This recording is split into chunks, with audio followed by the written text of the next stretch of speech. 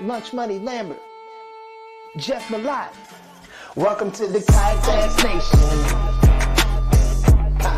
Yeah. Welcome to the Kayak Bass Nation. Kayak Bass Nation. Hey. Welcome to the Kayak Bass Nation. Welcome to the Kayak Bass Nation. Welcome to the Kayak Bass Nation, where we talk about fishing and competition. It's your boy Ox Pippin, aka Ox Fishing. Don't come over here tripping. Hey, hope you enjoy the show. Jeff Malott, Lunch Money Lambert, Lego. Hey, welcome to the Kayak Bass Nation. Kayak Bass Nation. Welcome to the Kayak Bass Nation. Kayak Bass Nation. Hey, welcome to the Kayak Bass Nation. What is up, everybody? Welcome to the Kayak Bass Nation. Welcome to KBN Live. How you doing tonight, Ryan? We have survived. We've survived another adventure. I know it. We've been hanging out, it feels like, a lot. Like 2 weeks in a row. I know. It's been twice in a year. It's crazy. Yep. And you know what? Everybody, we did a little podcast team building. Ryan and I shared a bedroom this week. We did. Similar to this podcast, Jeff sleeps with a laptop open, and that's right. So that was an adjustment. Yes. Sorry, man. Hey, it's all right. It's all right. We're getting close. Too close. Real close. Yeah. We got separate beds, though. Separate beds. Sure. Yeah. Separate beds. Please be clear on that, with a nightstand in between them. Finch tried to get, I think, in bed with both of us. I'm not sure. Finch is Shane's dog. He is a special young man. Old Finch is. He has no bathroom boundaries anywhere. He don't care, boy. You know, he don't care. When the mood hits him, it's on. So if you guys, I didn't make an announcement before the show, but we are doing a Revo giveaway tonight. So as always with the Revo giveaway, if you're Facebook, like and share it. If you're on YouTube, make sure you like the live stream and comment where you're watching from. That'll get you eligible, and then we'll choose a word later in the show to and we're gonna check winner. Yeah, we're gonna check. We have somebody on payroll. I'm not gonna tell you who it is that is gonna check sometime. So that's right. Sometimes just be aware of that. Spot please. Check, like a polygraph. Spot checking. If you win, you have to send us screenshots of your like and share. Yeah, so I'm kidding. There it is. All this is a joke. We're not really. We trust you. Please help us out. Thank you. Diggs Outdoors asks if Revo makes clip-ons. You can probably cut the arms off and just somehow clip them on. I don't know. For sure. I think so. Are you talking about a hairpiece or like just the lenses? I asked that because we had a situation that occurred this weekend with a fake hairpiece, it seemed. Jason Cassidy, he already threw the hashtag in, Revo eligible. Hey, boy. Okay. Jason had a nice event back at Gunnersville last week. He did very well. Well done over there. Well, Caddo Lake was this week, Caddo and Bisteneau. We suspected it would be a fish beatdown, and it turned out to be, even though the weather was wild throughout the week, people still got on them over the weekend, man. What'd you think? For me, the area that I fished, the last time I fished it, which was around this time of year, it was just big females. It felt like on every cypress tree. When we got down there Thursday, I went back to the same spot and ran it, and most of the fish that I caught were spawned out. I mean, they were long, like they were great kayak fish, but they were spawned out. And it was funny hearing people kind of recounting their days. A lot of fish pushed up like midday. And Jeff, you had this happen to you. A lot of fish just moved in like midway through the day on day one. Tell us kind of how your day went there. Yeah, man. Friday, I got to pre-fish Friday, and I went back to the house telling you how I shook off, 6 or 7 what felt like good fish on trees, caught one of them just to check it, went to another area, lost a freaking giant just messing around, and thought, man, I got something figured out. Well, tournament day, I went back to the trees where those fish were just sitting there supposed to be waiting on me, right? Nobody around me. Everybody took off and left. It was a busy ramp, but everybody left my stuff alone. And I fished 4 or 5 hours and caught one fish. Didn't get any bites for a while at that area. So I loaded up, went and got some chicken tenders at the gas station, drove to the next ramp. Just pulled a into mental that ramp. reset. Yeah, that's mental right. reset. I pulled into that ramp and looked around, and there were, I'm not exaggerating, at least 50 vehicles between bass boat trailers and kayak trailers, and they were doing some kind of shrimp boil there. And I thought, what? And I'm driving back to Arkansas, forget this. And then I did a mental check and said, no, don't be a blank baby. Put your boat in. Put your boat in. Go fish what you checked the other day over there. And I did. And the next, hour and a half or so, proceeded to land 88 1/4 inches. Had myself in contention, man. It was crazy. Wild. Yeah. The wildest part of that is people were saying that their bite died in the afternoon. Some of the people were, especially at that ramp, but mine did not. So got on them there. I went back to that area day 2, still busted 80 inches. But if anybody saw the leaderboard, that wasn't good enough. No, back-to-back 80-inch days put you in 75th place. You saw a lot of position changing though at the top. Like very few of the top 10. Obviously, we're going to have one of them on tonight that was very consistent through that. But a lot of the guys either, I don't know if they fished out their spots or the fish moved or whatever, but you saw some big swings in the downward direction from day one. Some guys that just smoked them. Yeah, John Hudson, who was in first, ended up winning big bass because he had a giant bass on day 1, had a big drop after day 1. And I actually met John at the captain's meeting, Ryan. He came up and said he was a fan of our show, likes watching the podcast. I don't know if he's watching tonight, but well done on that day 1 and that big bass. But yeah, I mean, if you had to just keep up the pace or that field was going to just blow by you. I mean, it was insane. Yeah, we talked about it going into it, that I felt like it was going to take probably 180 or so to cash a check. I mean, that fishery's so healthy. There's so many big fish. The tournament pressure in some of the areas, especially where myself and some of the Carson Newman guys were fishing, we probably had 75 bass boats just right there on us. And when that happened at 7:30-ish on Saturday, those fish, I mean, they just quit. They tapped out. They didn't want any more to do with it. So there were a lot of factors in this tournament, but a great fishery, and it showed out. And obviously, the guy that put it together for 2 days, that's about to join us here, did a fantastic job. And I feel like anytime you get anywhere near Texas, Rolando's probably one of the top 3 picks to win that one. You're talking early season BOS event somewhere near Texas. Better watch out. Rolando's coming for your money. He's coming for your money. So we're going to talk to him in a minute. He's a what? He's getting it too. Oh, getting it. That wasn't a derogatory name. It was just getting it. He's getting it. He's getting it for sure.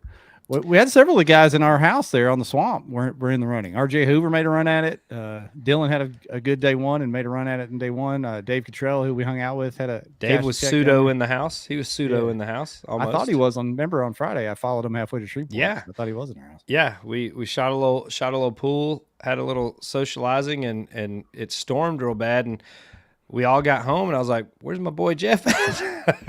He thought Dave was driving to our house. Dave was driving back to Shreveport, and Jeff was just trailing him, making sure he got home okay. I guess I was heading to the casino with him. I didn't know what I was doing. Just a responsible young man. That's it. Look at your caption under your name there, Breaker of Things. You want to go into any of what happened to you down there, boys? Stuff. It's not a public secret. I have been on a hell of a run of bad luck, and I feel like it's been 2 years. It probably hadn't been 2 years. It's probably been a year and a month or 2, but it's been a hot little minute here that I feel like everything that can go wrong will go wrong. Had a great pre-fish, got up early, got to the ramp early. I was ready to rock. It's blast off. Everybody's pedaling. Got to get there fast, As soon as I start pedaling, my kayak just turns a hard 90, and I about hit this bass boat unloading on the ramp. And I'm like, whoa! I throw it in reverse real quick and start flying backwards. I about hit this lady on her kayak. She got nervous. She was on a Lynx or something. Probably would have just knocked her straight off in the water. I waited. I knew, obviously, I couldn't steer. So I used my net, and I was messing around, like I'd hang it off one side, then hang it off the other to turn the boat back and forth, which was fine where the wind wasn't blowing. When I got out trying to fish my open water stuff, it was not happening. But I called AJ at like 8 o'clock thinking, I'll let the guy sleep in. I tell him what's happening. He's like, yeah. He's like, if I had to guess, I'd say your rudder's hanging on by a string, like literally, like not attached to the boat anymore. So sure enough, I get it back on the trailer and it was hanging on by a string. How long did I mess with that in the driveway, Jeff? An hour or so? I was impressed with your patience. I didn't have any. You That wasn't patience. That was said stubbornness. You said some choice words, but you never lost your complete cool. So I threw the rudder across the kitchen. yeah, but you did it softly. Gracefully. You did it gently. Anyway, that happened. I finally, 2 hours later, got the freaking rudder put back on. I get out there halfway through day 2. I go to turn left, and my freaking my steering handle just spins all the way around, and I'm like, all right, okay, you got me. I'm heading home. Enjoy. It's a sign. Who did you end up fixing that rudder yourself, or did our housemate Abby Abedanza help you? I ended up fixing it myself. Abby had a lot of knowledge because he had replaced one before, but apparently like the tolerances for the equipment that they give you are in negative millimeters, so you got to really hammer that sucker in there to get it to work. Well, you still push through. If anybody needs help, I can put a rudder on for you. I can't help you catch fish, but I'll put your rudder back on. Overall, man, I had a blast. I had a blast down there with the crew at the house, even though I can't keep up with the young boys. With a lot of the stuff that goes on after hours, I still had a blast hanging out the best I could in the evenings and throughout the day, and then seeing everybody at the captain's meetings. I just want to thank everybody that came up to me and asked how Rowan was doing. I had so many people ask about Roro. How's Roro doing? I see Roro's daddy in the comments. He's watching the live stream tonight. Talking that trash, boy. I'm telling you, that boy's he's ready. He's talking about once they get her healed up, he's gonna come out here with us and have a little fun. I can't wait. We're gonna have a good time. It was awesome getting to see everybody. They had cornhole boards set up at the board check, which I really liked. Jeff and I threw a game or two, undefeated, by the way. And having RJ in the house was a lot of fun. He's kind of new to the traveling circus there, and I think he hung in there pretty well. He was able to participate and then perform the next day at the same time. I think that messed him up on Sunday, getting actual rest Saturday night. I was thinking that. I was like, boys, we're kind of in a streak here. Don't break it, but what do I know? Yeah, good stuff. It was cool seeing a lot of friends of mine make it up at the top of the board. I had a couple of guys one guy from Arkansas from our local club, Justin Brewer, who we've had on the show before, made a push to the top 5, and I thought he was going to take the deal for a minute there. And then Brandon Prince, who's a buddy of mine from around here, actually throws some cornhole with us on Wednesday nights. He finished in second, so a couple of local guys I got to see rise up on the leaderboard. That was fun. Jason Isaacs, my boy Jason Isaacs. He did really well. That was great seeing him up there too. And Dusty Yacker back on the scene with a top 10, man. Oh yeah, but sliding in. All of that does not compare to my man Rolando making the big day 2 move, taking the win from 6th to 1st, winning the tournament. He's waiting in the wings. You want to go ahead and get him in here after we talk about our sponsors? I think we should. Of course. I think we should. Shout out to sponsors real quick, and we'll get Rolando in here. Of course, Dugout Bait and Tackle.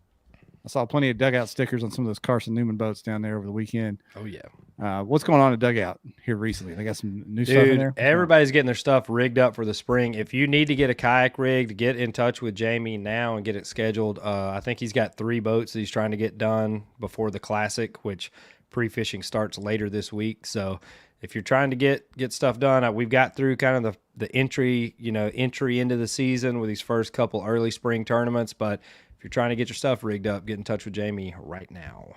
Yes, sir. And if you need some batteries, of course, ProGuide Lithium is the official battery of KBN. Use There's KBN. a truckload heading to the dugout as we speak, boys. We're going to get you powered up down there. Wonder if they'd honor the KBN code at the dugout if you told them. Yeah, just tell Jamie, and maybe he won't even think about it. Yeah. Just punch it in. Use code KBN. Then they'll hook you out on ProGuide, or if you just walk in to Dugout, I bet Jamie will honor that.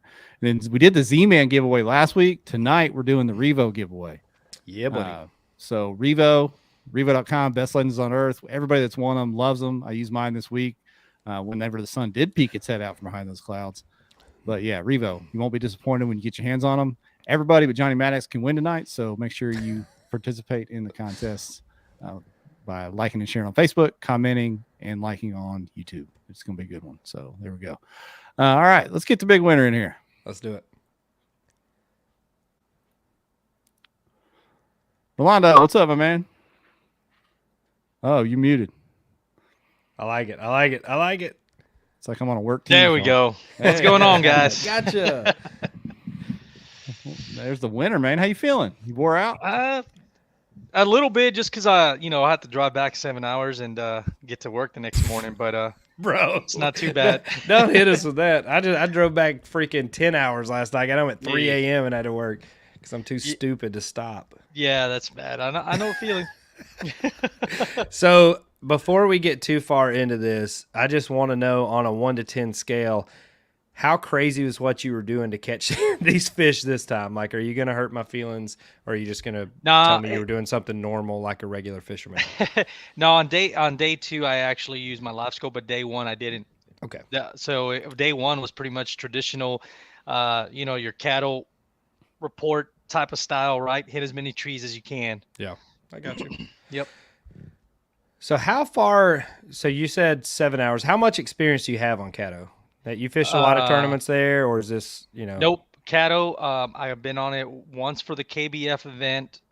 Twice, right? I showed up with no practice, and I fished 2 days there, and then I went there for the TOC, so that's my 3rd time on it, and I only had 2 days of practice for the TOC, and then this time around, so 3 different occasions that I've been to it, and but this time around I had 2.5 days of practice. I got to practice Wednesday, Thursday, and half day Friday.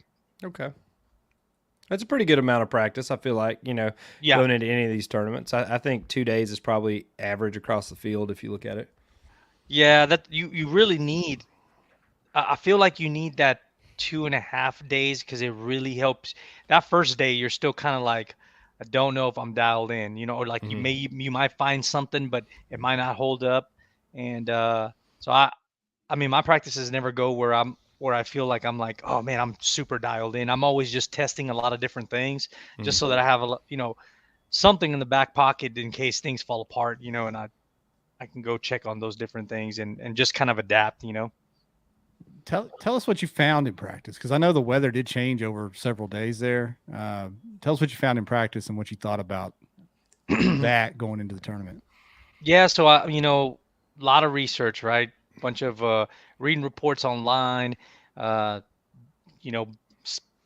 the hotspots map, and reading whatever's on there, and then I look at my weather, and I was trying to figure out what the conditions were going to be for the tournament. So I was kind of like, didn't seem like it was going to be anything too crazy. I didn't really think those fish were going to be impacted a lot by that weather. It was just the rain was the only thing. Well, my only concern with the fishing shallow, how dirty it was going to get. But man, I like fishing main lake stuff. Because when you go into these kayak tournaments, a lot of people try to find the little niche spots, and honestly, in Caddo, man, people, get on these spots with their aluminum boats. I mean, there's nothing you can't touch these days, So, main thing is just finding a bait and finding something that I can get these fish to react to and bite it. And in practice, I went to, of course, to check what I did well on TOC. I'm pretty sure there was going to be a handful of other guys that were going to go check that out and see what that was like. Grass was gone. There was really nothing there, and there was a bunch of gar and drum, I guess, and I kind of explored the area around there, and I found some good trees not far from there that were producing on my day 1 practice, and it was pretty good. Just doing the traditional stuff, flipping and things like that. And I was kind of just marking things where I was getting bites, trying to create a milk run for myself, basically, in case I, was having a little trouble. So I kind of dialed that spot in a little bit. And I noticed on day 1 that most of my bigger bites were coming off the trees close to the boat lanes. So I kind of jotted that down. I was like, not sure this is a thing, but I'm kind of noticing this. So I did that, and then of course you can't go there and fish. You have to fish a freaking wacky, man. That thing is just deadly at that damn lake, and I hate fishing it. But I had it tied on, and I did try live scoping a little bit, but it was slowing me down too much on practice, and I noticed I was like, eesh, it's a numbers game here, man. You got to hit a lot of trees. So I kind of took that into account in my day one, and I was getting good bites shallow. So I was like, okay, obviously people are going to be looking for spawning fish, and I had a hard time understanding what stage that lake was in. You'd hear people that it's in It was all over the pre-spawn, place. Yeah. it's on post-spawn, and I was like, man, I don't know. And I don't like chasing bedding fish. So I was like, I usually like to chase pre-spawn or mostly pre-spawn, and if I catch them post-spawn, they'll be munching. So did that on day one, and dialed in an area down the south end of the lake.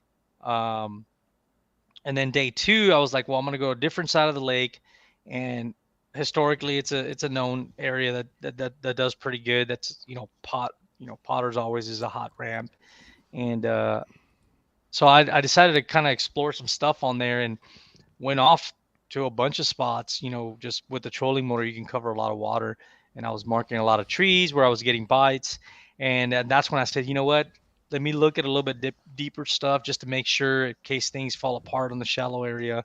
And of course, I carry a lot of rods, man. So I tie up all kinds of options, and sometimes it's bad because you're thinking about trying to test out all these freaking 13 rods I'm carrying with me, and trying to figure out if there's a different bite. And I was trying to find a different bite, But honestly, day one in practice, the flipping was on, man. I flipped trees with just a little creature bait, and you were getting bites. Or if you skip the Senko up there, and I'm like, man, it's anybody's game, really, because I mean everybody does that when they go to freaking Caddo, It's a Senko or a flipping something up to the tree, and found on day two, I still had a deep bite in that 5-6 foot range next to the boat lane, so I figured it.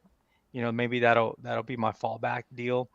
And so that was my game plan. I picked up, I had some good fish shallow, and I was getting good bites, but my bigger bites were coming closer to the boat lane, Which to is the kind of tree. counterintuitive. Like when you think about all the boat traffic that was out there, like in my head, I'm like, why would a fish want to sit here on these freaking boat lanes with, I mean, how many boats would you say were on that lake Saturday? It felt, I don't know, Well, it felt I like a heard. couple hundred. Like, Oh yeah, I heard that there was 3 tournaments aside from ours, mhm. and there were college, right? And one of the guys commented saying that there was about, just from the other tournaments, not including our 200 man field of kayaks, there was at least another close to 200 boats Yeah, that's from what the I mean. other tournaments. And the lake isn't like Caddo isn't huge. It's not a massive No. lake, and especially the areas where the trees, the trees are grouped up nicely and stuff. Oh Like yeah, it day really one. kind of narrows it down there. No, absolutely. Day one, man, was I mean, there was people flying down those boat lanes at 70 miles an hour, dude. It's crazy. Oh yeah, Like you needed to be away from that because those guys were coming around the corner pretty fast. And yeah, every corner I turned on day one, there was freaking boats everywhere. I'm But seeing a lot of chatter here, and almost surprised that you didn't have a feather in your Cinco. Did you have a feather in your Cinco? no feathers. All right. There you No. have it, folks. No feathers. No feathers. This ain't the res. We're in No, Texas. I did. I found a good little bite on Senko that had like a chartreuse tail on it. The black and blue obviously is a thing always there. And but in practice I was it's Yamamoto, just a little chartreuse tail that I had, and it was good. But there's no there. I mean, I've gone to other lakes, and you're trying different baits. I mean, that thing did not work on day two for me. Really? But yeah, that Senko, That's that Senko that I was working was not working as good as it was in practice and day one. And then on day one, I really had a good success with my flipping deal, which was just a little creature bait with a actually it was a 1/4 ounce. I said 3/16 because that's what I was using in practice. But I went up in weight because I knew it was going to pick up a little bit of wind, and also, yeah, I think that was pretty much it. I wanted to hit more trees. Is really what I wanted to do. So I wanted a little bit heavier weight. I didn't want to sit there wait for that thing to hit, and that was the deal for me, is hitting as many trees as I could before everybody else did. Yeah. Let me ask you this, because I talked to a lot of other folks doing the similar thing. Obviously, probably 90% of the field was shooting stuff at trees, maybe 100% of the field. I don't know. Yep. Did you find that they were eating it on the fall and then that was it? You had to reel it in and throw again, or were you working it? Not for me. I actually in practice I noticed that I was getting better bites if I let it just kind of dead stick at the bottom and I just drag it very slow. No popping, no working it fast. I would throw it, let it hit the bottom. I'd wait a couple seconds and then I just pull it, because I was trying other things. And then I started noticing that I would get the bites when I was kind of just, when I would let go of my rod and I go to adjust myself, move the 360 or something. And then I'd feel the thump. And I was like, okay, maybe that's not a thing, but it kept happening more often where I was waiting and I wasn't doing anything and I was getting a thump on, I was feeling them pick it up. So I took note of that and I just started flipping instead of trying to like flip really quick and reel in, because I was doing that a couple times and I was, going through some, a good amount of trees. And I was like, man, you know what? Maybe I should just wait a few seconds before I do anything to the bait. And I think that's something RJ mentioned in the house too. Like he had to slow way down to get those bigger bites. Like once he slowed down, then it became a much more consistent deal.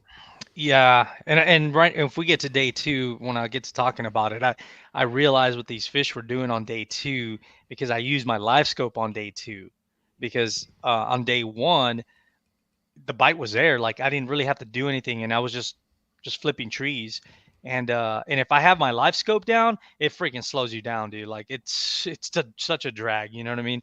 So and the bites were there, so I was like, there's no need to be looking at them. I just got to pitch to the left side, pitch to the right side of it, and we're good. When we were down there like 4 years ago, I think we were like in Government Ditch or somewhere. We passed this old man in a little John boat, and he's like, "You boys doing any good?" And I was like, "Ah, man, we're trying to figure it out." And he's like, "I'll tell you the secret. You got to throw it all 3 sides of that tree." And I was like, what's he talking about? And then I was like, he just means go all the way around the tree. I get it now. Yeah. And that's the best advice for that lake, I feel like, because there didn't really seem to be too much sense to where they would be sitting. Yeah, no, man. Fishing it in November and then fishing it in the spring, God, is such a different. In November, it's not want on trees. You know what I'm saying?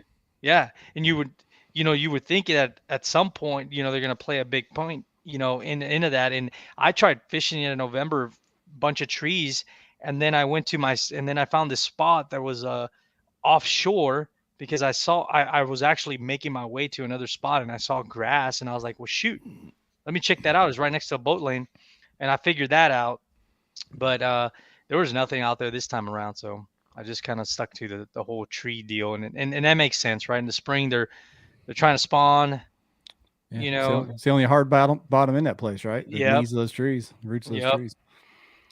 It's interesting, Ryan, that we had Ewing on for the first BOS event, and he found a retrieve deal that was the deal. Mm-hmm. And then on day 1, here we are. Rolando's talking about he picked up on a subtle difference in the retrieve. So for the folks at home taking notes, pay attention to that stuff. Don't just get pissed off and go get chicken tenders like some of us do.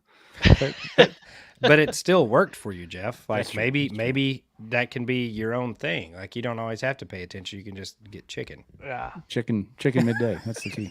But yeah, I mean that's the deal. I mean, had you not figured that out, maybe you don't get those better bites, right? Rolando, yeah. No, absolutely. I think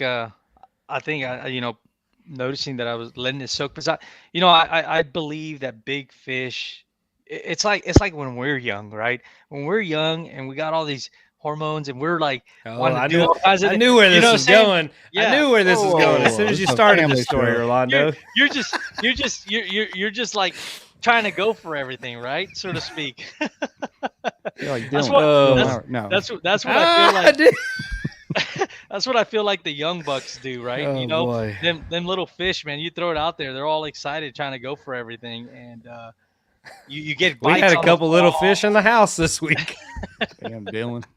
But yeah, that's true. Maybe those little rats that are just picking off all the easy pickings. Yeah, that's how Mother Nature works, man. You get caught a few times, right? You learn a couple lessons, and these fish they don't get big because they're dumb. They've been caught a few times and they start observing, and they take a little bit longer to make that commitment. And you know, live scope teaches you that, because over the years I've been able to watch fish look at my bait, where other little fish, almost every time it's a little fish, they come and pick it up instantly. And if it's a big fish and I can spot it and I can tell, oh man, that's like a 7-8 pounder on my screen, Mm-hmm. every time. It's hard. Rarely do they just commit to it instantly. I have to, like, you know, move it, or even with the jerk bait, right? You see them come after the jerk bait and they'll look like they're all over it, and then eventually they'll commit to it, but it takes a couple of, you know, movements to Little twitches to make yeah. it, yeah, make them commit. Where when you see the little fish, man, I mean, they freaking rail it, you know. And that's one thing I've learned over time, that I feel like bigger fish just tend to observe their food a little bit more, or they wait for a right. I mean, unless it's like, you know, I'm sure there's one-off scenarios, but watching live scope over the years, it's taught me a lot about these fish. So you had a really good day one, to be honest. I mean, you know, I feel like when you're in first place on day one, there's a ton of pressure on you for day two. Like Yeah, it puts a lot of pressure on your back. I feel like when you're a few spots back, or hell, even 10 spots back, you're hungry. You wake up and you're like, I'm going to go get that one spot, instead of, you know, fishing with fear. Like, oh God, like somebody's going to pass me. So what was your mindset after your day one limit again, which was great, but going into day two, you know, how did you feel like, I'm going to have to adjust? Were you shooting for that 98, 99, 100-inch mark? Like, you know, what were you thinking when you set out there on day two? well, when I actually woke up the night before, right, I was thinking to myself, I was like, man, you know, this feels pretty tough, and it's Caddo. It can go, it can go any way, right, to anybody. So my goal was just to be on, is I know what's working. So I knew that I'm going to go in with what's working on day one. On day two, I said, you know what, if things aren't working, I got to have backup baits in my mind to be able to adjust, just in case this weather actually made some, you know, put some obstacles there for us to get bites in the morning, right? And that was the case for me. But I knew that I at least wanted to hit 90 inches just so that I can stay in the money. I wasn't really thinking too much winning, but I do come in with the mentality every time into every tournament that I want to win, because I feel like if you don't think like that, you settle for a mediocre day. Mm-hmm. And so, like, I did think that, if depending on how my day one went, I was thinking, I was like, okay, I want to win the tournament, and I'll swing for the fences if I have to, if I had such a strong day, because I don't think you can win often if you don't think that way. At least for me, if I go in and I'm like, I'm just gonna try to do my best, it's not enough. It's not enough for me in my mind to, like, if you would have had a camera on me that day, man, you should. I was pedaling like crazy to each tree. Like, it wasn't like I'd pitch and, oh, I didn't get a bite here. I didn't get a bite here. There's a tree, like, I don't know, maybe 25, 30 feet. I was hauling butt to it, because I Yeah. was just, every time, every little tree, I was making sure that I spent most of my time with a bait in the water. And day two was even worse in that factor, because I couldn't get the bites that I was like I did day one. So on day one, I was like, man, I'm getting good amount of bites. I think I had my, you know, I've had my limit close to like 2 hours into the day or something like that. Mm-hmm. Where on day two, man, I was struggling. I felt it right away, where I was like, man, I'm not getting the bites that I felt like I was getting on day one. So I was moving, man. I was pedaling to each tree, flipping, flipping, flipping, flipping, and I was like, dude, it's not happening. I was like, and then I actually looked up and I said, okay, it's cloudy, it's windy. I was like, this should be a reaction bite. What the hell am I doing flipping? You know what I'm saying? I was Mm-hmm. like, and I've done in the past, I think about a year ago, I'd done well with the jerk bait.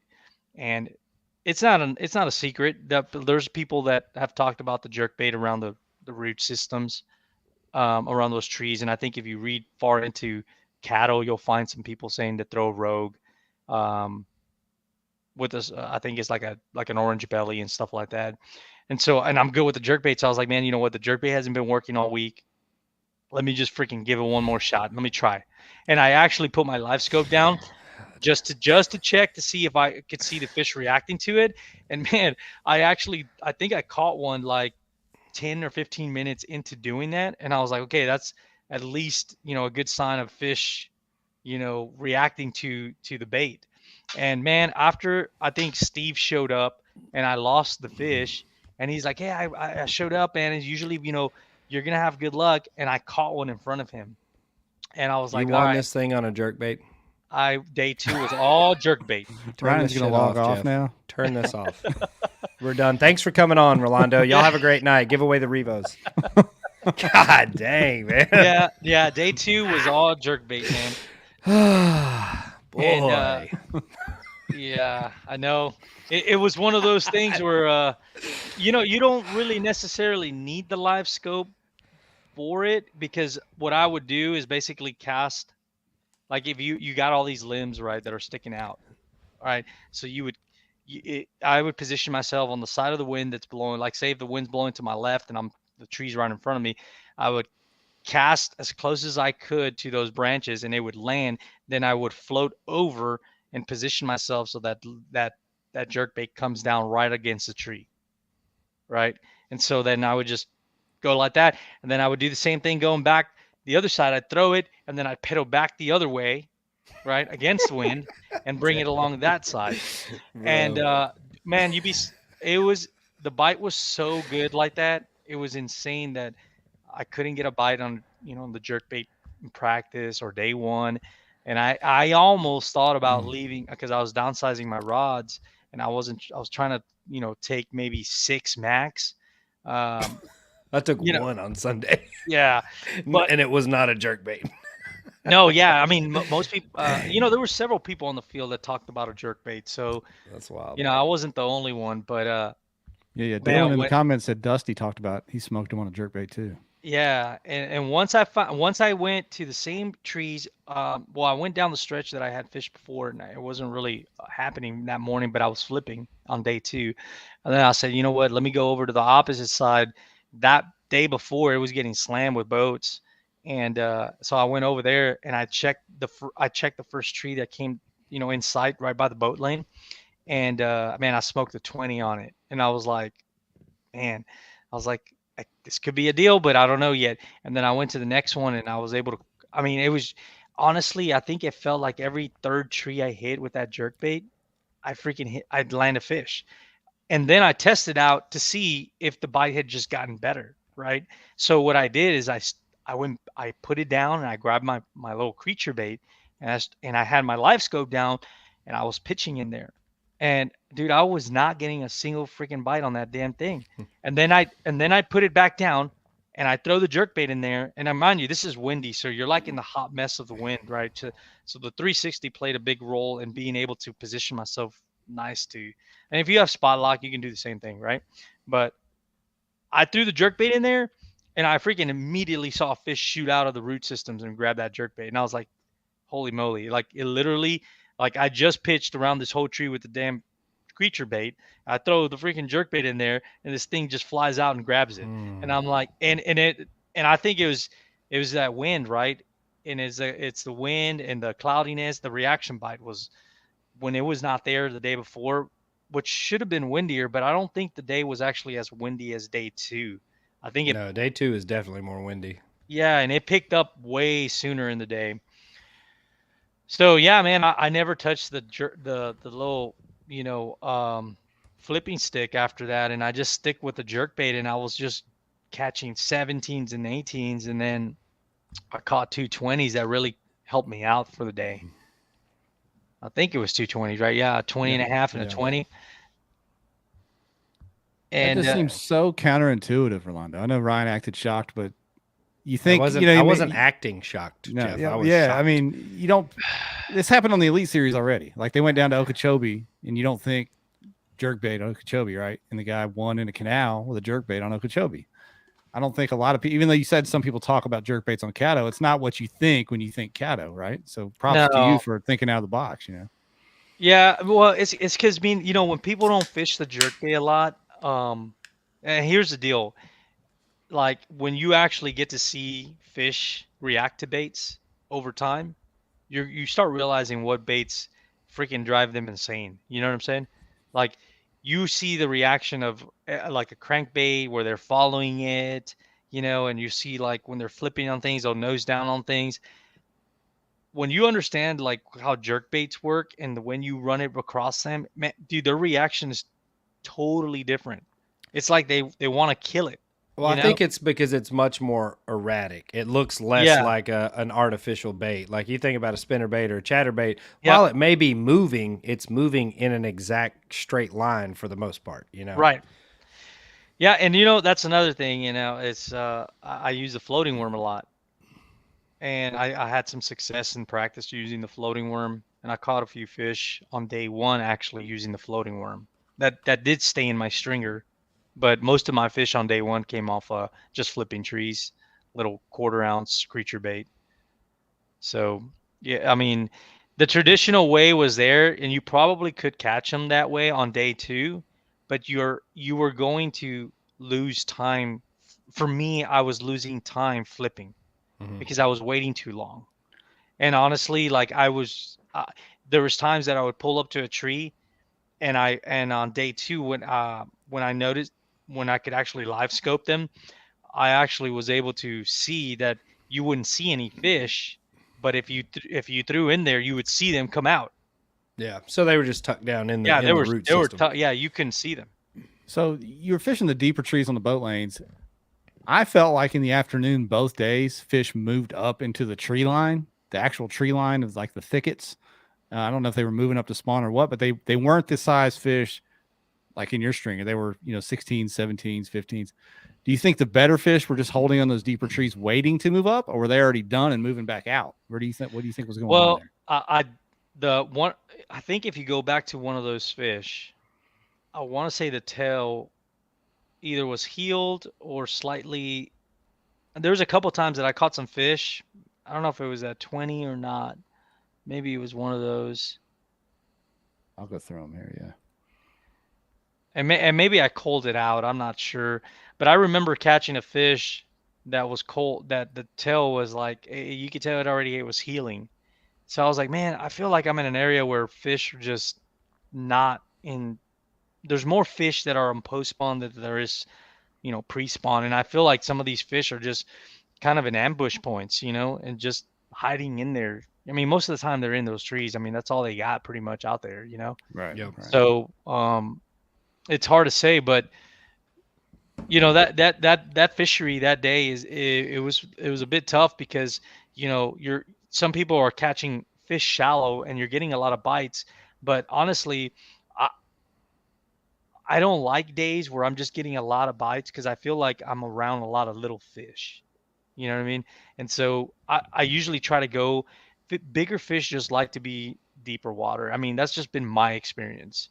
And so, you know, Cattle's not very deep. So, you going from I was 3 going to say feet. deeper Yeah, water is really relative at right. Caddo. Yeah. And I mean, but, flipping a foot and a half to 2 feet, I was catching like I felt like I was catching a lot of little fish, but you know, my experience, I feel like that'll keep you entertained, but I don't ever feel like that's going to be a winning bag. Like I got to step back a little bit. Like I'll move 10 feet out further back and I'll find a tree line or tree section that's a little bit further back and I'll test those out. And then if that doesn't work, then I'll go a little bit further back and try to find the right depth that the bigger girls are sitting at. And not necessarily are you going to get more bites, but you only need 5 bites in a day. So I'm That's not what they trying to say. I'm not trying to go for numbers. Rolando's batting 100%. He ain't letting any fish get off. You give him 5 bites in a day, it's over with.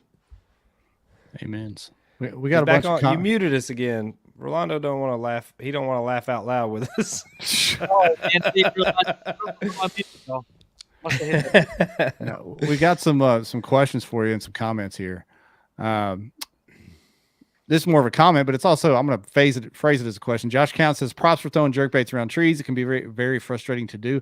I assume he means that you're going to get hung up. I mean, it's a lot of treble hooks around a lot of wood. Do you have any trouble getting hung up or anything? Or were you able to guide it around those trees? So I use I specifically use a Aldebaran. I don't Oh, know if hang on you a guys second. can see that. Let's throw this up on the Oh big boy. screen. Yeah, so the Aldebaran, right? It's an expensive reel, and it's an MGL. It's a light spool. It's a shallow spool, and I have my buddy here in town. He J Rod Custom Repairs. He makes those rods. He uses North Fork blanks, and I tried a lot of jerk baits, and then I noticed that I hate micro guides. I do not like them, but on the jerk bait rod, it allows me to cast it like it's really accurate. So that's really the only rod I like the micro guides on there, and that rod just is so accurate, man. And if you're casting at the tree and there's a lot of trims limbs at the bottom, yeah, you probably don't want to cast right at it. That's why I was casting to the side, and then I would float over real quick and just jerk bait right along the tree. But if you're really good at it, yes, like I have a lot of experience with the jerk bait, so I'm really comfortable with my setup. So there's times where I can put it right if the tree limbs are high enough, I can actually squeeze it through, But honestly, that day it wasn't all really hard because a lot of the fish were just in that area was actually was holding pretty good fish when I found it on like around 11 or 12 on day 2, and it was just like every third or fourth tree I'd hit. I mean, there was a fish on it, and what's funny is that I remember looking on Live Scope, and I saw a big old blob, and I was like, dude, that could be a freaking 10 pounder, And I threw in there, and when when I went around the tree, I could actually see like a little cloud, and I was like, man, I wonder if it's protecting fry. Like it looked like there was a little cloud of fish around it, and it would not bite my jerk bait, man. It would follow it, and it would nose up to it, and I could never get it to commit. And then I left for like an hour, and I came back. It was still there, and never got it to bite. But things like that. That's what if you learn how to use live scope, man, you pick up on like a lot of little things, Did you and try to harpoon it or anything at all? I almost thought about, see yeah, it's not that deep, right? Like you could probably freaking scoop it up with the net if you go fast enough. Oh boy. Ryan could have accidentally scooped it up as he was steering his kayak. Who knows what could happen? Yeah. Boy. Boy. Now, and I'll give you all a little tip, man. Whenever you're jerk baiting those trees, you're not trying to cast a mile, because jerk baits take a little bit to dive down, right? So, one of the things you want to do is I was using a +1. It dives down like really deep, like quick, instantly. Mm-hmm. So you want to cast, like you don't want to cast far out because you're trying to hit trees in a good amount of time. You cast out, you do a couple of twitches, and you want that jerk bait to be in the strike zone right away. So you're casting like 4 or 5 feet past the tree? Yeah, max. Yep. Yeah. And if you're using a shallow jerk bait, it takes you time to get it down there. You know what I'm saying? Mm-hmm. So there's a little bit of juice, I guess you could say. Yeah, that is juice. Larry Hill asked, "How deep are these trees? Are you saying like 6 to 8 feet deep?" Is that what you're saying? No, not 8 feet. No way. Most of them were like 4.5 to 6. I was gonna say, did y'all see much water over 6 feet? Because I pedaled my ass off and didn't see a whole lot over 6 feet. Period. A lot. I think about at least 75 to 80% of it was probably 4.5 feet. Yeah. And then occasionally you'd run into 6 foot. And but that doing a deeper diving jerk bait, you could just you could underhand it really quick, do a couple of jerks, and it's in the strike zone. There was one gentleman I saw fishing when I was on day 2. I pulled up to it was on a wood line. There was one tree sitting out from it, and I threw in and caught like a 17.5, threw back in, and I saw a fish come up with it, threw back in, caught a 17.75. I look over my shoulder, and Steve Fields was on this guy later in the day. And Steve, maybe you can tell us who this was. This guy is power poled down on this spot, and he was there that morning at like 7:30 on this one particular spot, making the same cast over and over.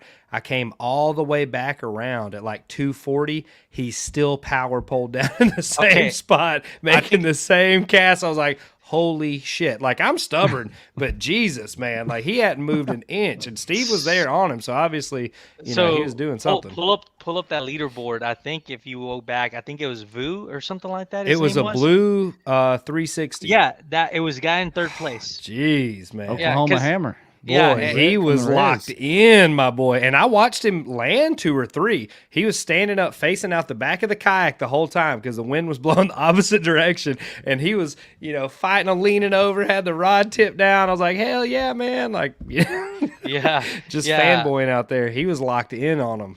He was telling his story on the stage, and he said that he was power pulled down and just letting fish come to him.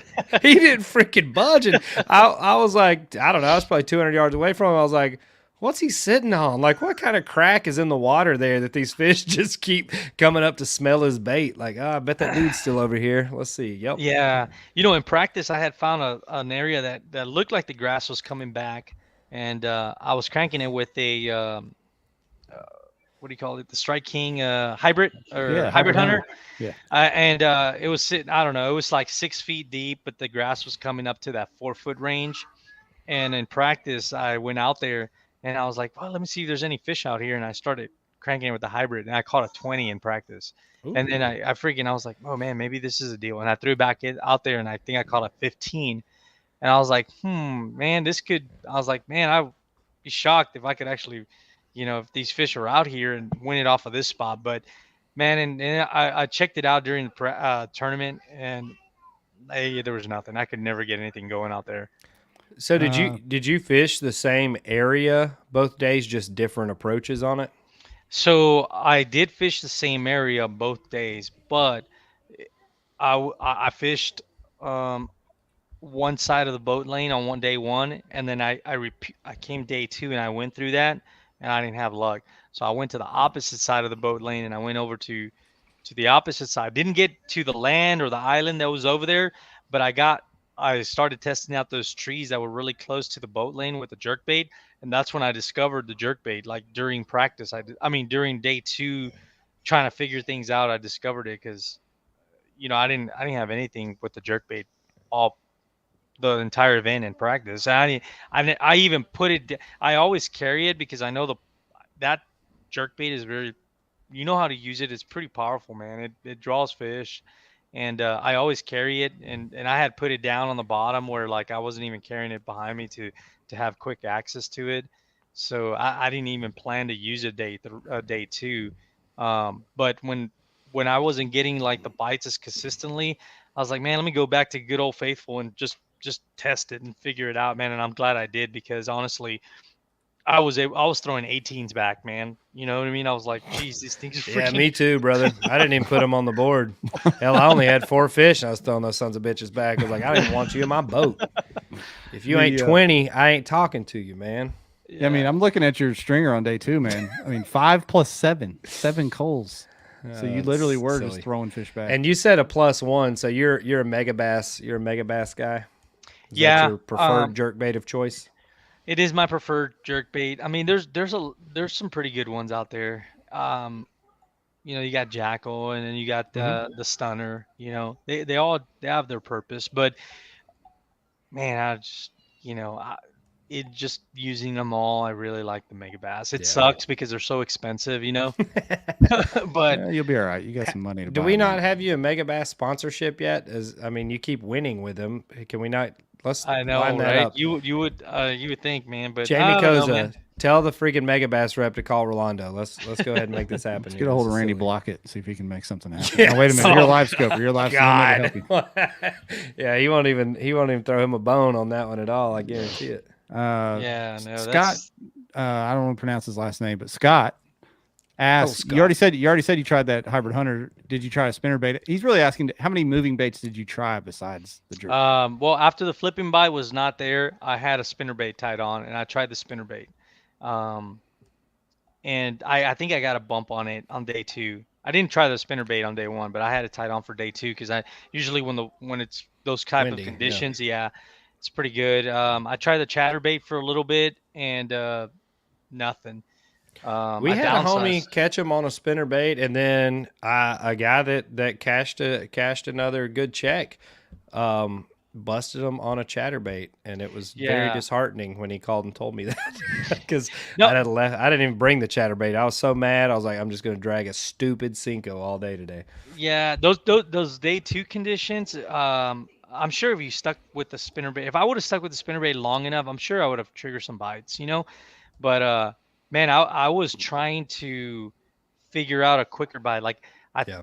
I think I was only giving my baits like maybe a 20-25 minute like run.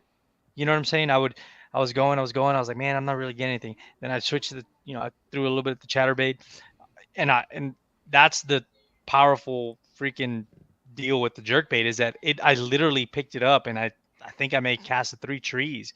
It wasn't even 10 minutes, and I got my bite on it and I was like, okay, that's good.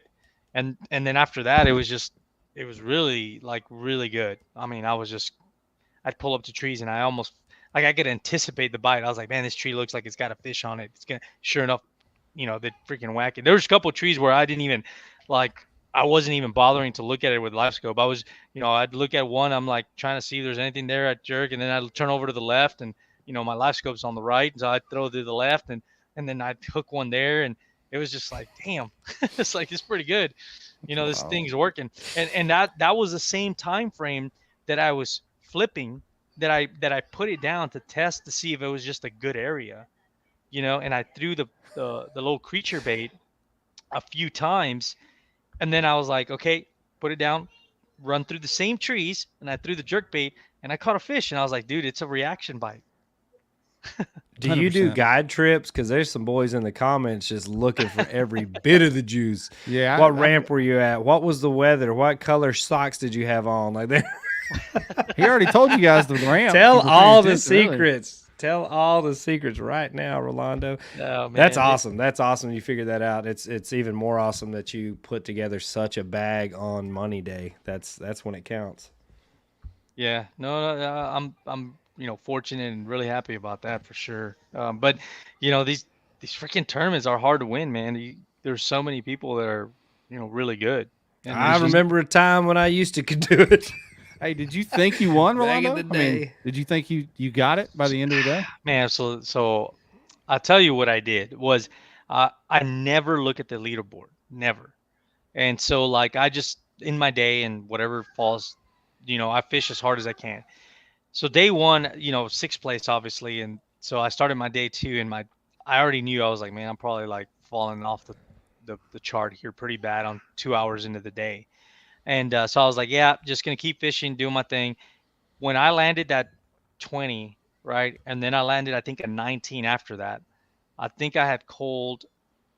I was like, oh man, I got two good fish, and then I think I still had a 13 and like a 16 in the mix, and and I was like, man, I need to cull these fish out, and I think that's when I landed at 20, and I culled one of them out, and so I was like, man, I do not want to look at the leaderboard because I don't want to get my heart broken, I was like, and I never look at it for those reasons. But I was like, you know what?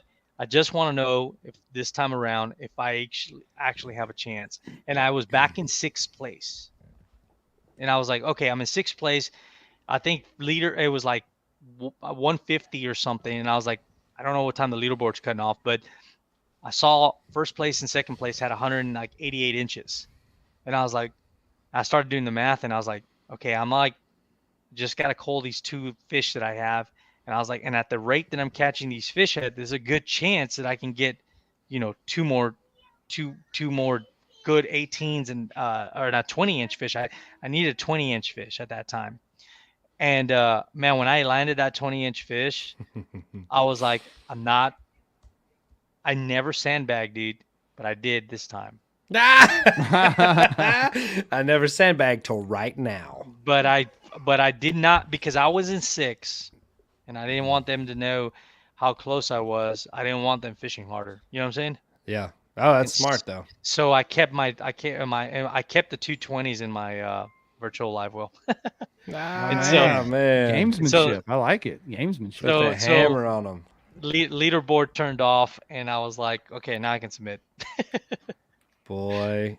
But But see, the it tricky doesn't. thing about Caddo is there's not cell phone service on a lot of the lake. Like a lot of the bigger limits on day one, even they weren't got- even uploaded until late in the day. So it's like, you know, Right. going into that, hell, I mean, it's not. I wouldn't put it out of reach for somebody to be sitting on a 104, 105-inch bag Oh, on Caddo. Like there's so many big fish there. That's got to be still a nerve-wracking feeling, even though you're like, okay, I got these 220s. But somebody could easily, you know, Oh, no, put up absolutely. a 100-inch plus limit. And honestly, I mean, I was fishing like hard to the end, man. I was pedaling to every tree like it was first thing in the morning, you know, because I knew that I didn't know at the time that I had gotten it, but I what I did know is that when the leaderboard went down at 2 o'clock, I had a 3-inch lead on them. Mhm. But they didn't, people didn't know that, right? I knew that. So I was like, you know what, I'm just gonna hold off. And I was like, I'm gonna keep fishing. But I was like, if I can get another 20, I was like, man, I could start, you know, that'll put me at the 100-inch day, you know. Yeah. So, but I kept catching like 17 and 18s after that, and I was like, man, it's too close, dude. I was like, I was not. I knew that I could potentially get in the top 5, potentially, but I still thought it was, you know, I didn't know what the leaders from the day before how they were doing, right? right. So I was like, you know what, I have a good day, but that doesn't mean that I could win it, you know. But honestly, I thought Ewing was sandbagging all day. You know, like from the bag he had on day one. I don't think it's not often that we see Ewing stroke Yeah. him on day one and not stroke him again on day two. So I was like, Right. the kid is sandbagging. Like he's about to break somebody's heart with like a Yeah. 108-inch stringer right here. I was like, oh God. I know, man. I was worried about that. You know, he's obviously a freaking awesome angler, and so he, yeah, I knew. I was like, I'm pretty sure people were sandbagging and not putting in their limit, but I was like, man, you know what? 97 inches is pretty strong for today, the way the conditions were, and honestly, the fact that my flipping wasn't like on fire, I was like, anybody that's using Senkos and like pitching, I was like, I don't think the bite is there like it was yesterday. Yeah. So I felt good about that. I prefer tournaments when it's like tough. When it's like crazy bite, you know, it's anybody's game. But you know, I like tournaments that are tough because I always have a lot of rods with me to try out, and I always can adjust to you know, or try to adjust to the conditions. I don't always adjust to the conditions, but you know, you try to figure things out, and that's why I always tell people, I was like, you know, go practice, even though you feel like you did good in practice. Go try something completely off the wall, right? Just to have something off that you can fall back on, you know. I thought I started off the wall. I was on a freaking weightless speed worm bite, swimming it around the trees, getting wrecked in practice. And then Oh that man. died about an hour and a half. But that's why I did it, because I was like, ain't no, you know, everybody's dragging a Cinco on the bottom, whatever. I was like, you just run this around the top. I was getting topwater bites. Like they were coming up smoking. I was like, this is insane. Like, Yeah, I have yeah. I told Jeff, I was like, I've unlocked something here, and then it just fell apart on day one. I wonder how good I tried top water, and I really didn't feel like I was. I It was didn't like catch it. subsurface. It wasn't, you know, it wasn't right on top. It was subsurface. I'd let it Yeah. sink a little and bring it back in. But I was like, this is something great. And the only thing that really fell apart more than that bite was my rudder. So That's right. Oh, I know. I saw your reels or your stories. yeah. Oh yeah, baby. We got some content out of it. I might not have got any damn fish, but I got some content out of it. Yeah, Dude. I believe Adam Reiser said he was catching them on a buzzbait. He cast a check, so I don't know how many other people got on any kind of topwater deal, but Yeah, no, Um, I thinking it was gonna be good, but it wasn't good for me. There were some I'm gonna guys go- frog fishing too, but I think that was Yeah. more, you know, related to all that freaking vegetation that wasn't there 4 years ago. I was very shocked by you know, the bloom, the Sylvania or whatever bloom in there. Like it was all Stuff's over tough, the too. place I fished. Yeah, it's nasty. Yeah, we got. No, Go go ahead. ahead, Rolando. I was No, going to we hit you all- with some. I'm going to hit you with some rapid fire questions, but you go ahead and you go with your comment. No, I was just wondering if y'all fished the main lake or y'all stuck to backwaters. I was like on the mouth, like the edge of the main lake, a mouth of a big cove, like out from Johnson's Marina there. There's a point area that was really good. And then out around Sand Island. But when I went out there without my rudder, because I caught my better fish out there in that area off those trees. But like when I would lift my net out of the water to net a fish, I would blow into the damn trees while I was trying to get the fish unhooked, and then I'd have Spanish moss wrapped around my rods. I got pissed off and just went back to the bank. I was like, screw this. This sucks. Yeah, that's rough, man. All right, Jeff. Okay, these are just some. You don't have to answer these if you want to keep some of the juice a secret. But these are some rapid fire questions. Larry Hill asked, "Do you change the hooks out on your Mega Bass Visions or keep them stock?" I change them. I think we talked about this on the Toledo episode too, if I'm not mistaken. Levi Schneider, Arkansas fella, asked, "What color Vision 110 were you throwing?" Ooh. Oh, I was throwing. You can plead the fifth. Table Rock Shed. No, I was throwing. I was throwing a color called Spawn Cherry. Always giving up the juice. Then KBN's legal counsel, Matt Zapala. Straight fluoro. Fluoro. Oh yeah, I don't like braid. The only time I use braid is like if I'm punching like heavy vegetation. But I always use fluoro, and I was using 12-pound. I don't, it's stronger than people think, man. That 12 pounds pretty actually strong, and I was pulling on those fish pretty hard. I haven't caught many fish over 12 pounds, so I feel really confident in that. And this one from YouTube is more of a comment, and you've spoken about this a bunch tonight. Ben Holiday on YouTube said, "Live scope shows you more about what fish reject than what they want." Would you say that's true, Rolando? Yeah, that is true. Yeah, because you'll see what they'll nose down on, and then they'll just go away from it. You know what I mean? And that allows you to make an adjustment, right? So I agree with that. Yeah, that was the last question there. Billy said, "You just admitted to sandbagging, not believing the rest." He's fine. No, that's when I never look at the leaderboard, so I don't really have a reason to sandbag. I just submit fish, but that day I kind of felt it. I was like, man, these guys are going at it pretty good, and they're fishing hard because they know they're right next to each other, So I think it was Brandon and who's the other guy? Two was up there. Jason Isaacs. Yeah, Jason Isaac. Yeah. Good stuff, man. I think it's fair to say, Ryan, that Rolando is always, he's been on here a couple times now, one of our best interviews, maybe one of the most, if not the most intelligent, intuitive anglers out there. This guy. I definitely think he is the best teacher of things that we've had on. And a lot of guys like, Greg DePalma was great about telling us his logic and things, but it's the way Rolando explains it and really goes into every detail of what he's done. I don't know why you do it, Rolando. Don't. But you teach people like everything they need to know to go out and still not be as good as you. So that's great. So we're gonna have him back on next week and charge admission. That's what we're gonna do. Yes. I appreciate the kind words, man. But fishing, it's one of those deals where like you can do one thing one day and then the next day it doesn't work. You know what I mean? So it's all about paying attention to your environment and just having a lot of techniques under your belt. If there's an early spring tournament in Texas next year on the BOS schedule, I'm gonna bet $500 right now Rolando wins it. Any takers? Any takers in the comments? Maybe we'll start that Calcutta. You can bet on him. Yes, we need to. We need to. I think you've proven your point here. What's your next BOS series stop? What do you got on the schedule? Well, for this year? I'm signed up for Rayburn, and then I need one more to actually chase. Well, I already qualified for TOC, right? So.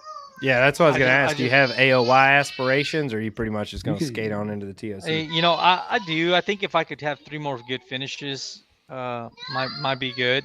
But Lake Seminole is one that I would like to go check out, and then I'm already signed up for Rayburn. So there you go. I like it.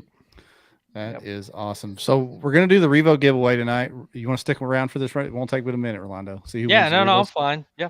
All right. So in honor of Rolando, the word of the night is going to be jerkbait.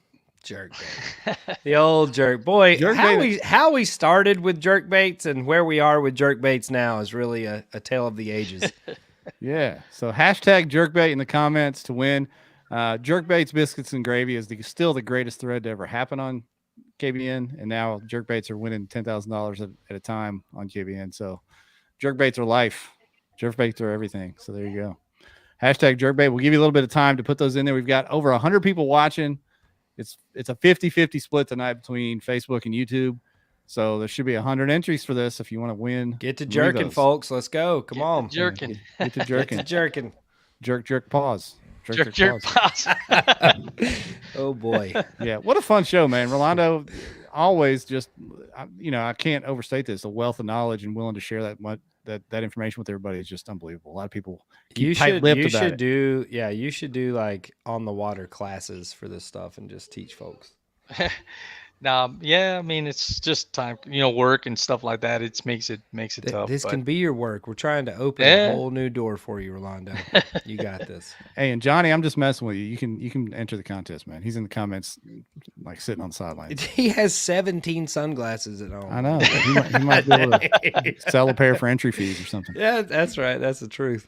I haven't used those sunglasses. You guys, Johnny, can you send Rolando a pair of your sunglasses?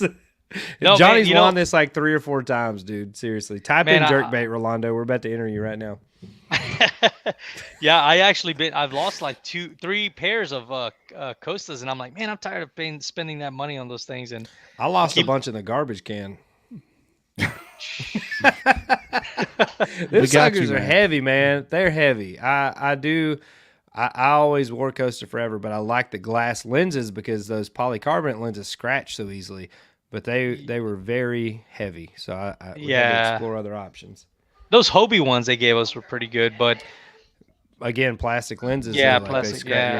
That's I like plastic lenses, but for my glasses, mine are in the floor of my truck right now. They're in the hatch of my Hobie. Like there's always they're always getting stuck somewhere, man. They're polarized, right? Those Revos. Oh man. Oh yeah. Yeah. And the glass lens Revos are as light as polycarbonate other glasses. Oh, nice. That's a big plus. It's crazy. I mean, it really is shocking. If they would spend a little more money on marketing to just fishing, I think they would find a lot more success, honestly. The little shop that I shop here at Outdoor Alphas, then they have them there. And I just... Oh, really? Yeah, they actually have, I think they have a little line there of Revos. So I'm going to check them out. Yeah, we need to talk to Cliff. Maybe we can get Rolando some Revos. What do you think? Yeah, I'll just... Send me an email. Send me an email after the show, Rolando. You deserve some Revos. Yeah. Sounds all right, good, guys. We're gonna do the giveaway. We're gonna give somebody some glasses like Rolando was jerking up giants off the root systems with jerk baits. Here we go. Jerking. Did you say jerking up giants? Jerking up giants. Jerking off giants. I mean jerking up giants. Okay. All right. Matthew Zapala, please go ahead and open your email as well, sir. Here we go. Drawing for the winner. Drum roll, please. God. If Justin Malott wins this, it's not rigged.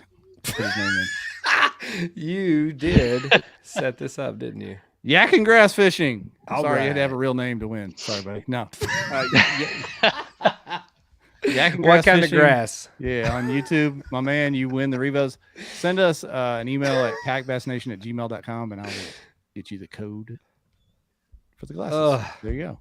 All right. There you go, Yak and grass. We've done all the things. You've got all your knowledge. You've got your sunglasses. What else do you want from us, people?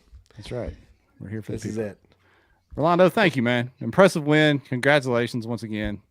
I'm not shocked at all that you won it. I am mildly shocked that you won it on a damn jerkbait again. But hey, winners win. Good job. I appreciate it, guys. Yep. Looking forward to seeing you down the road, Rolando. Hopefully, we get to catch up at another event. I'll probably try to come to Rayburn. I think Billy Bowden's got his heart set on it at this point. So, yeah, I got to make a decision. I got to make a decision tomorrow to go to the Bassmasters. Come on, dude. Come to the Bassmasters. Me and Jeff are gonna be here. Yeah. Yeah. Come on. Yeah, come on. So I got to figure that out. I got to sign up by tomorrow. Don't bring a jerk bait, but come on. LiveScope works on shit. Come on, buddy. You can do it. Shut up. No, it don't. Yeah. All right, man. Rolando, thank you, sir. We're going to let you slide out of here. I appreciate it, guys. Wow. What an interview, man. Rolando sharp as a He's tack. so good every time. good. Like, he is excellent. Yeah, so good. Such a good interview. Yeah, we're gonna slide out of here too, y'all. But like they just said, Ryan just said it. Rolando's thinking about it. We're gonna be at Bassmaster all week. Yep. Literally, right there all week. We'll be at the Classic Expo at least a day or two. I know I will. I'm sure you'll be up there too, Ryan. Huh? We got KBN media passes. So if y'all need any sort of photography done or whatever, I don't know, whatever media does, we'd be happy to try to provide that for you. Yeah, they were willing to give us media marshal passes to ride along with the dudes in the Classic and take pictures. Which is really suspect. Yeah, suspect. But it was practice ride-alongs, and we'll actually be fishing, so we couldn't do it. But I'm gonna do that instead of fish. Yeah, there you go. But yeah, it's gonna be a fun week. I was trying to rally some of our fellow podcasters, like Armando and some of the other ones, to try to have a little podcaster meetup somewhere in Knoxville Thursday or Friday night or something. But Luke Duncan's having a little shindig up there. We Really? should tie it in with that since he's one of the family. yeah, maybe he can get some folks in. That'd be fun. Yep. But yeah, Bassmaster Week, we'll be there. It's gonna be fun. Anything else, Ryan? Let everybody get out of here. That's it, man. I'm ready to bed down myself. You the man. All right, we going, y'all. See y'all.